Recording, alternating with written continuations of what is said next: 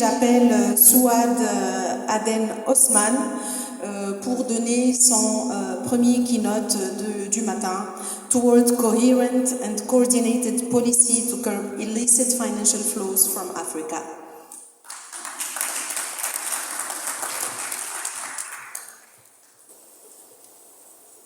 Bonjour tout le monde, je suis Souad Aden-Osman. Je travaille pour la Coalition pour le dialogue en Afrique. J'ai toujours été une fonctionnaire internationale. J'ai l'impression que j'ai été que fonctionnaire international toute ma vie. I think our session is going to change slightly. Adam, if you allow me, which side is better?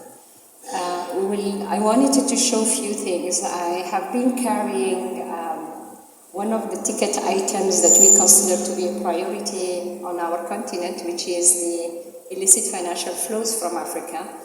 Since 2010, I've been part of a group that has been dealing with this particular matter at global level, continental, and at national level.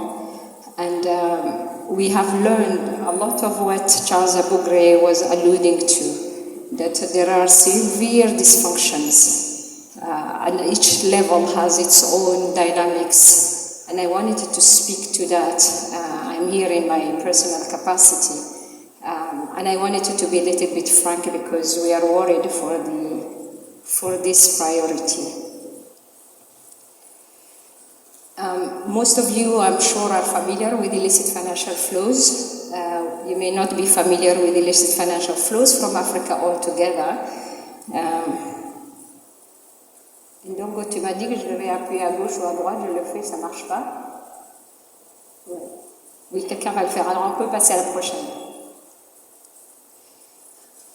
So, illicit financial flows from Africa was defined by a panel led by former President Thabo Mbeki that came up with, it was actually a much thicker report, but this is the version that became public.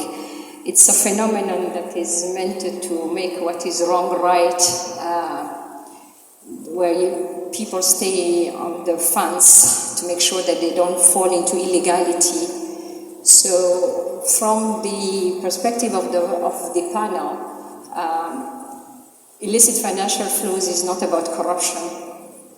It's about the commercial transactions, cross-border commercial transactions, and everything that goes around it, that sustains it, entertains it, almost in the same line that what justifies the colonization on this continent, to come and get what you want without having to even pay taxes on profits that you're making when the majority of your activities are still on the continent. So it's a major concern that everybody dealt with. The question we want to ask after 12 years is, have we studied it enough? I think we did. The report of the panel was, we consider it as the journey, the beginning of the journey, because at the end of the day, there were at least about 8 more studies along the same line from a variety of international institutions, but this one allowed us to depart from the way illicit financial flows was treated at global level and defined it from an African perspective, in fact from a global South perspective. That's why most of the people still consider it as being the groundbreaking moment for that priority. A lot had happened since, many have studied it. Is it still understood? We think it is enough for us not to continue to dwell on the exactitude. It's a phenomenon that is hiding everything. We're talking about big lobbies, huge associations. I mean, who is the auditor? Bankers and what have you, that are meant to aggressively pursue what they feel is in the best interest of the multinationals that they are supposed to take care of. So profit making and policy making cannot meet necessarily all the time, and that's one of the examples that where they will use every loophole and what have you. Now, what we keep fighting is still the narrative that needs to be protected, the narrative that needs to be shaped, and that can continue until the end of time. But we think it is understood enough for us to say that we have talked about it at global level, at continental level, in small settings, in the larger setups.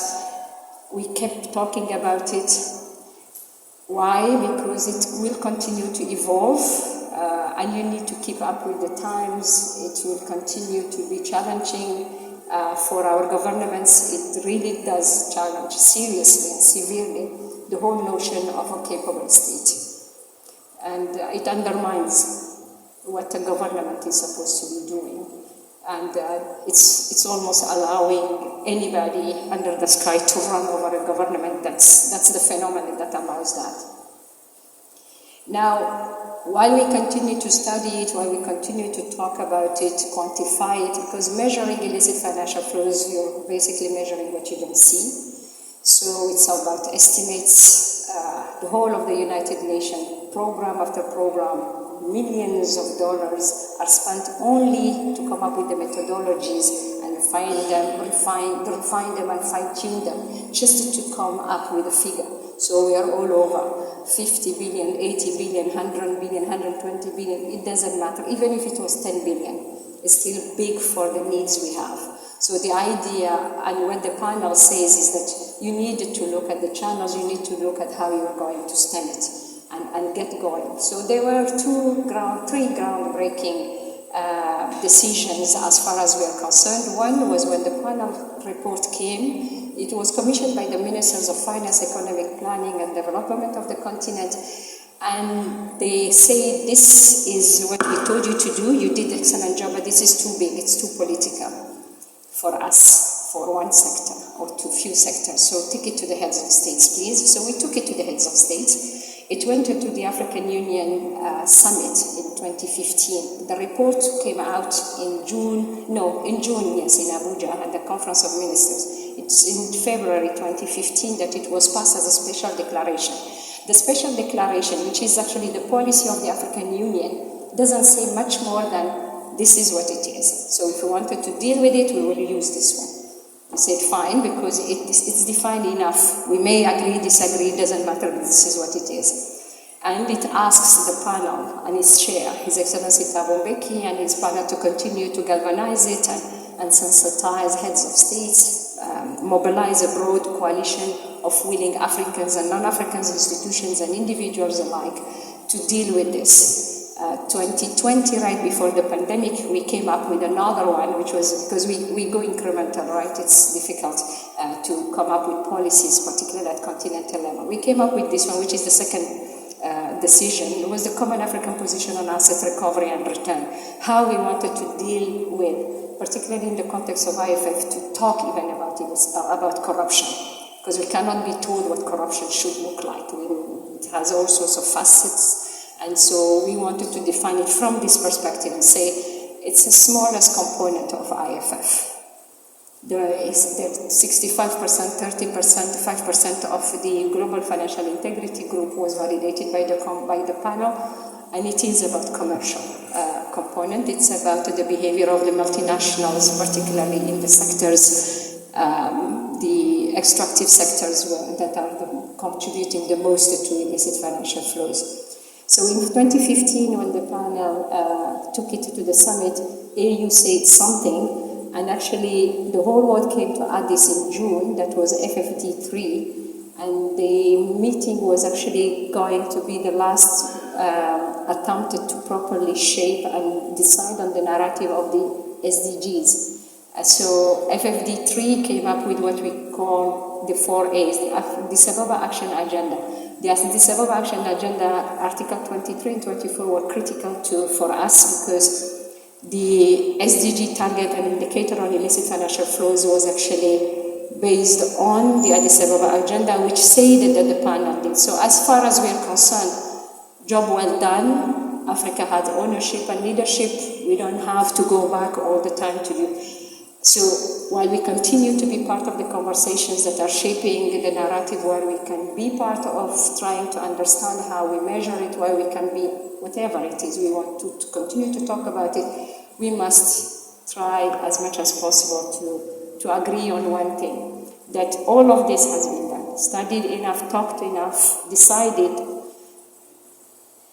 We must agree on one thing. It is a global systemic issue that needs to be fixed at global level, at regional level, and mainly at national level. And so what is really happening now? So the fixing of it. If we talk about global level, we don't fix things at global level. We continue to talk at global level. We continue to decide at global level.